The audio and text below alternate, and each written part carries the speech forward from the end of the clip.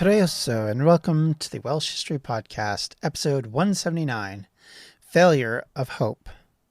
When we left things off in 1644, the Civil War had taken a tenor to which the parliamentary forces were starting to pile up wins, and the missteps of the king's forces were looming larger and larger. For Sir Thomas Middleton, the English-born Welsh noble, the year 1644 had shown just how successful he had been for the Parliament. Having driven the Royalists back and preparing for a fresh campaign to seize the North Wales, he ran into a roadblock after all of his success. Keep in mind, this was a man who had captured quite a bit of Middle Wales and had started to pick apart North Wales, in part to seize some of the larger fortresses to try and eliminate as much as possible those strong points that the Royalists had held to. However, the Parliament wasn't really interested in going town to town, castle to castle to finish off the Royalists in a barely significant area of the kingdom. Certainly, when there was a Chester and Liverpool and other significant cities and towns to take in England, the emphasis on Wales had died down quite considerably.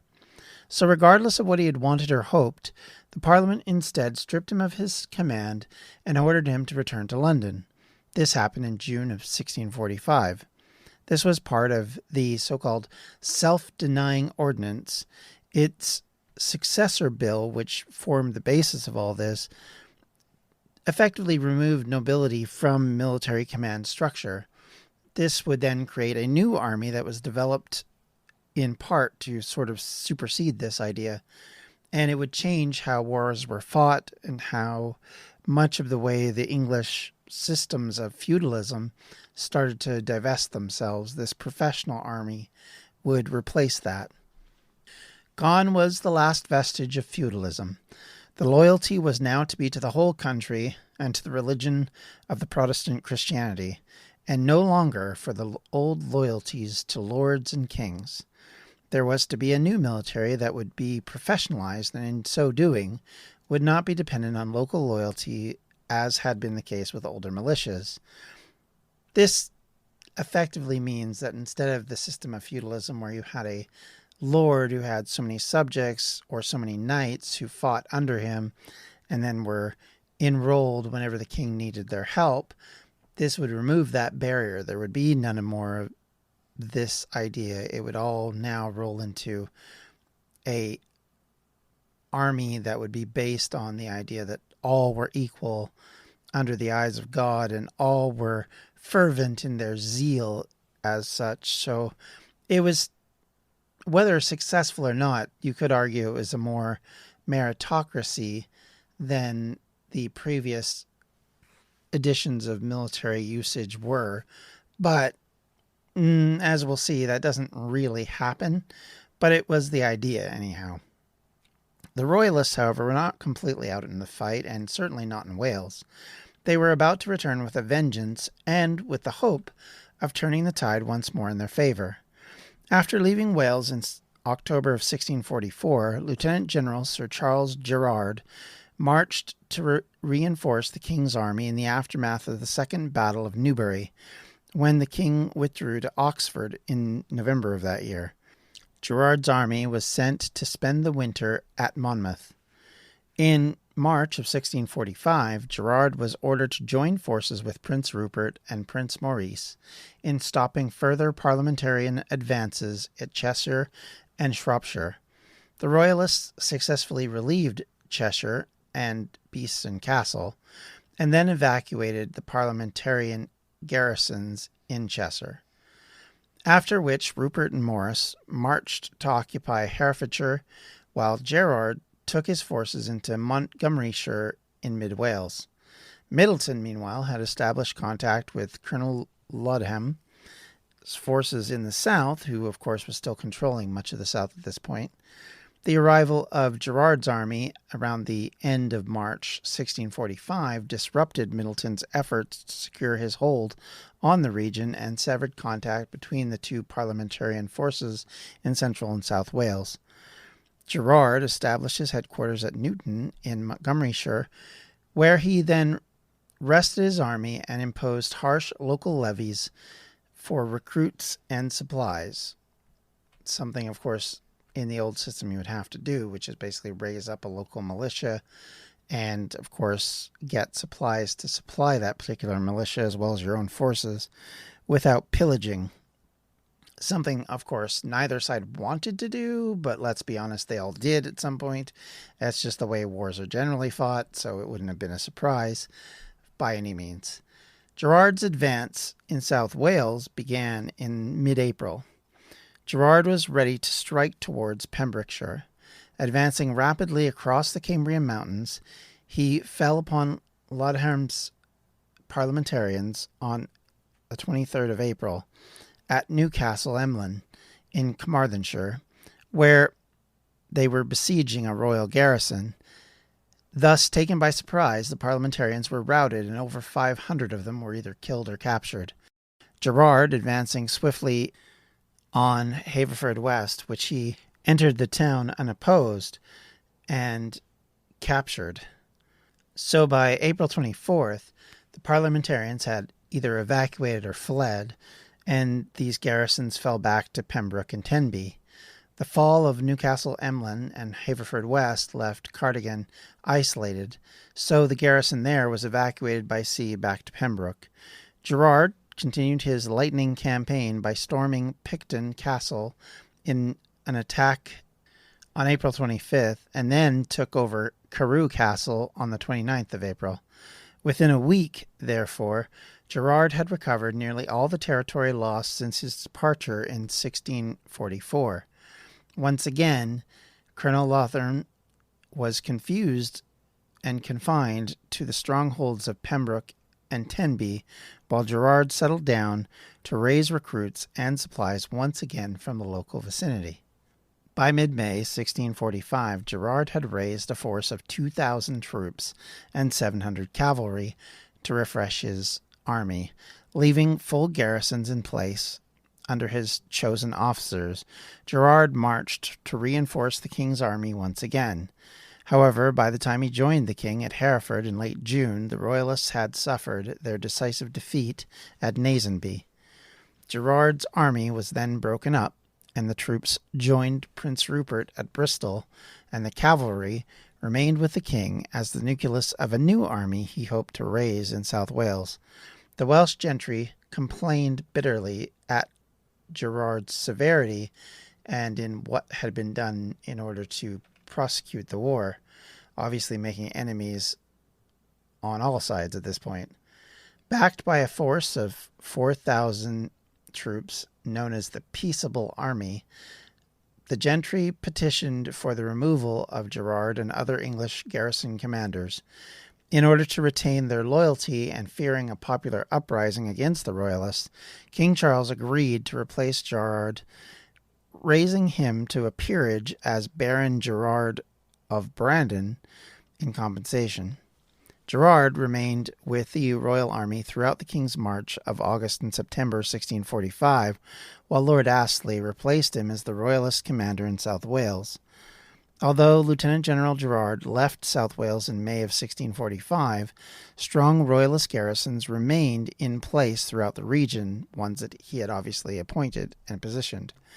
In mid-July, Major General Stradling and Egerton, who had been left in command of Haverfordwest, were sent troops to destroy the growing corn around Pembroke.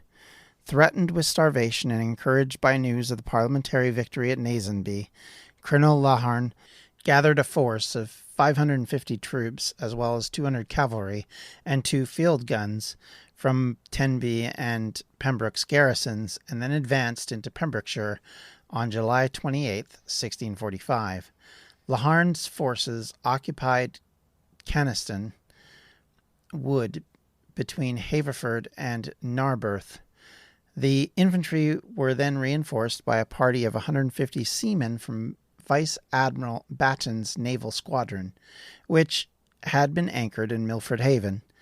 On August 1st, the royalist commanders Stradling and Egerton advanced from Haverfordwest to challenge Laudham with a force reported to be double the size of the parliamentarians. The royalists drew up on Colby Moor, where at about 6 o'clock in the evening, an advanced guard of parliamentary cavalry, flanked by musketeers, moved to attack. The battle continued for an hour, but the Royalists were finally routed with 150 killed and 700 taken prisoner. That night, the Royalists abandoned the town of Haverfordwest, leaving only a small garrison in the castle. After a futile bombardment, the parliamentarians scaled the castle walls on August 5th, taking the entire garrison prisoner. From Haverfordwest, Laharn moved swiftly to recover other Royalist garrisons, and by the end of September 1645, the whole of Pembrokeshire was once again back in parliamentary hands. The gentry of Carmarthenshire and Cardiganshire declared for the Parliament during this September reversal. The Royalists abandoned Cardigan, and Major General Stradling surrendered Carmarthen to Laharn on the 12th of October 1645. The last two Royalist bases in Cardiganshire were Newcastle Emlyn, which surrendered to Colonel Lewis in December of that year, and Aberystwyth, which surrendered to Colonel Rhys Powell in April of 1646 after a sustained siege, one of which that would see the castle itself take some heavy damage. King Charles set out for Raglan in early August 1645 after writing to the Prince of Wales and warning him to prepare for the worst. The king, with 2,500 cavalry and troops, led Prince Rupert to gather what forces he could for the defense of the West. The king then marched along the Welsh border into the general intention of raising support from in the north of England. By August 18th, the king had advanced to Doncaster in Yorkshire, where he learned that the Covenanter, or Scottish, Protestant cavalry and the Parliamentary Northern Association army were marching to intercept him. The Royalists promptly withdrew to their stronghold of Newark, and from there to Oxford, storming and plundering Puritan town of Huntington along the way. Although the king's army was scarcely adequate for the task, he marched from Oxford on the 30th of August to relieve Hereford, which was besieged by Lord Leven's Covenanters. As the Royalists then approached Hereford in early September, the Covenanters then withdrew and marched away to the north. It appears that Leven was unwilling to fight, but coincidentally, as the king approached, Leven received news of Montrose's victory over the Marquis of Argyll at Kilsyth and hurried north to aid the Covenanters in Scotland. The king's army occupied Hereford on September the 4th, and further attempts were made to raise recruits in South Wales. King Charles himself returned to Raglan Castle, where, around the middle of September, he received the news of Prince Rupert's surrender of Bristol to the New Model Army. Lord Digby convinced Charles that Rupert had betrayed him. The king angrily dismissed Rupert from his service. Gathering what forces he could, King Charles set out to march to the north in a desperate hope of joining forces with the Marquis of Montrose in Scotland. He was unaware of the decisive Covenanter victory over Montrose at Philiphaugh on September 13th. Meanwhile, the Committee of Both Kingdoms ordered Colonel General Sydenham Ponitz of the Northern Association to cover the king's army and prevent it from breaking out into the Midlands. Ponitz advanced towards the Welsh border with 3,000 cavalry and dragoons. The king hurried north through the Welsh hills, evading Ponce, until he arrived at Chirk Castle on September 22nd. Here he then learned that the stronghold of Chester was in imminent danger of falling to the Cheshire Parliamentarians. With the loss of Bristol, Chester was the last landing place held by... Hey, podcast listeners, I'm Paul Brandis introducing my podcast, Countdown to Dallas. It's a fascinating, in-depth look at the seemingly unconnected events that led to the assassination of President John F. Kennedy. It's based on my book of the same title. In that book and in this podcast, I go all the way back to 1939, when Lee Harvey Oswald was born into a troubled and dysfunctional family. I'll follow his transient and often violent teenage years and young adulthood, painting a fuller picture of the man who would later become Kennedy's killer. I also take a look at events unfolding in that era, like Cuba and Vietnam, and I'll unpack the conspiracy theories too, not one of which has ever been conclusively proven. Subscribe to Countdown to Dallas at evergreenpodcasts.com or your favorite listening app, October 31st. I'm Ken Harbaugh, host of the new Medal of Honor podcast from Evergreen Podcasts, brought to you in partnership with the National Medal of Honor Museum. In each 3-minute episode, we'll learn about a different service member who distinguished him or herself through an act of valor. We'll include stories from the Civil War to Iraq and Afghanistan, and from all branches of the military. We'll talk about service members who were overlooked for the medal at first due to their race or religion, and about those who were celebrated at the time. We'll hear stories of soldiers like Audie Murphy, future Hollywood star who mounted a burning tank to hold off German infantry in World War II. And people like Dr. Mary Edwards Walker, a Civil War Army doctor and the only woman to receive the Medal of Honor so far. Learn about these heroes and more wherever you get your podcasts. The Royalists for the troops from Ireland, which Charles continued to hope and believe would save his cause. Sending messengers urging the defenders to stand firm, Charles diverted his forces to relieve the beleaguered city. The city of Chester was a Royalist stronghold from the beginning of the war. Its circuit of Roman and medieval walls was substantially repaired and strengthened during 1642 and 43, and an outer ring of earthwork defenses was constructed. After his defeat in the Battle of Nantwich in January of 1644, Lord Byron withdrew to Chester, from where he directed operations against William Brereton, the parliamentarian commander in Cheshire. Although Brereton gradually gained control over much of Cheshire during the spring and summer of 1645, Byron held the crossing to the River Dee into Royalist North Wales and prevented the parliamentarians from surrounding Chester or gaining a foothold on the Welsh side of the river. Brereton's forces stormed Chester in February of 1645 and attempted to scale the walls near the North Gate. The attack was thrown back, but the parliamentarians set up close blockades of the city. The siege was disrupted when Prince Maurice arrived with a relief force in March. When he departed the following month, however, Lord Byron complained that he took 1,200 veterans of the Irish regiment away from the garrison, leaving only 600 regular troops and a number of armed citizens to defend the city. On September 20th, 1645, Brereton's subordinate, Michael Jones, led a determined assault on Chester's outer defenses with 700 infantry and 700 cavalry and an unnumbered amount of dragoons. Jones' forces advanced under the cover of darkness and stormed the eastern suburbs at dawn, gaining control of the district outside of Eastgate. The parliamentarians moved artillery into the newly captured area and began bombarding Chester's inner walls with close range and opening dangerous breaches on September 22nd. At this critical point, Byron received word that the king was marching from Wales with 4,000 cavalry to Chester's aid. King Charles arrived at the beleaguered city on the 23rd of September with his life guard, a handful of infantry, and Gerard's brigade of about 600 cavalry. The king's party entered the city from the Welsh side of the River Dee, which was still controlled by the Royalists.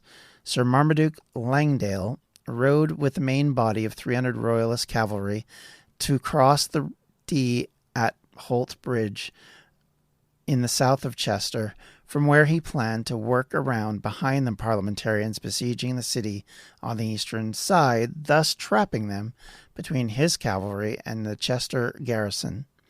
Langdale crossed Holt Bridge at about dawn on the 24th of September and advanced northward. At Miller's Heath, near the village of Rowton, he became aware of a large force of parliamentarian cavalry also advancing towards Chester. Colonel General Sydenham Ponitz, with around 3,000 Northern Association cavalry, had made a night march from Whitchurch in the hope of intercepting the king's army. Langdale deployed dragoons to fire on Pont's vanguard as the parliamentary column advanced along the Chester road.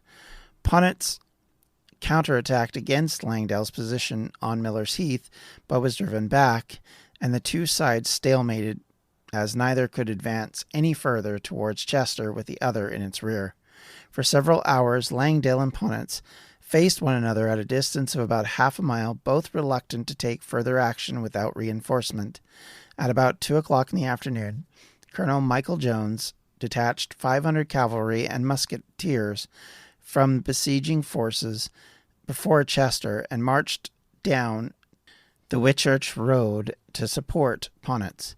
Langdale withdrew a mile or so closer to Chester and took up new positions on open ground at Rowton Heath. The Royalists in the city observed James's movements and sent out a force of around 1,000 cavalry and troops under Lieutenant General Charles Gerard to attack the rear of the parliamentary column. However, Gerard could not march directly out through the eastern suburb because of the besieging army. He had to maneuver around from the north. At Hoole Heath, on the fringe of Chester's eastern suburb, Gerard was attacked by Colonel Lothian with a unit of besieging parliamentarian army. Pinned down in heavy fighting, Gerard was unable to either attack Jones or support Langdale. On Rowton Heath, Colonel Jones joined forces with Ponitz and his cavalry. Parliamentarian musketeers were then deployed in the hedgerows and the lanes around the village of Rowton. Others were then positioned to cover the flanks of the cavalry, and Ponitz then advanced towards Langdale, who led his cavalry forward to meet the attack. Parliamentarian musketeers poured volleys of shot from the flanks at Langdale's advancing troopers. Badly disrupted by the musketry, the Royalists were soon broken by the parliamentarian cavalry. When they clashed in the center, the Royalists scattered, and some were seen fleeing back across the Holt Bridge into Wales, while others following Langdale himself towards Chester. The final stage of the battle was a confusing melee in the early evening beneath the walls of Chester as Langdale, retreating cavalry, blundered into the fighting between Gerard and Lothian. More infantry were then sent out from the city to cover the withdrawal of Gerard and Langdale, but they too were driven back by the triumphant parliamentarians. The king's youthful kinsman, Bernard Stewart, Earl of Lichfield, was among those killed. King Charles is said to have watched this disaster unfold from Phoenix Tower on Chester's walls, accepting with some stoicism the defeat of his best remaining cavalry. On September 25th, 1645, King Charles fled Chester, accompanied by just 500 cavalry. He retreated to Denbigh and then made his way back to Newark. Lord Byron rejected all calls to surrender Chester. The parliamentarians constructed siege works to encircle the city and maintained a constant bombardment.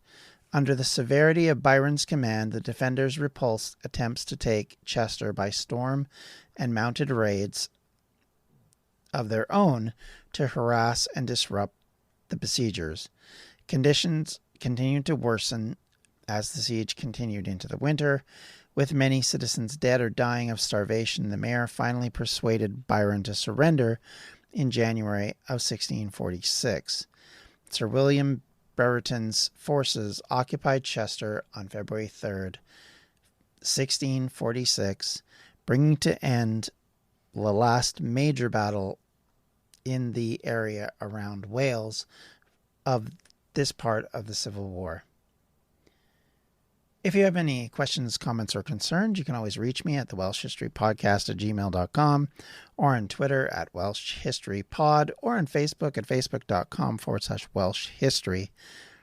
And if you'd like to contribute to the funding of this podcast, you can do so at patreon.com/Welsh Welsh history. Thank you, everybody, for listening. Have yourselves a great day. Take care. Bye-bye. Welsh History Podcast is a member of the Evergreen Podcast Network. To find more information on them, you can do so at evergreenpodcasts.com. Thanks for listening.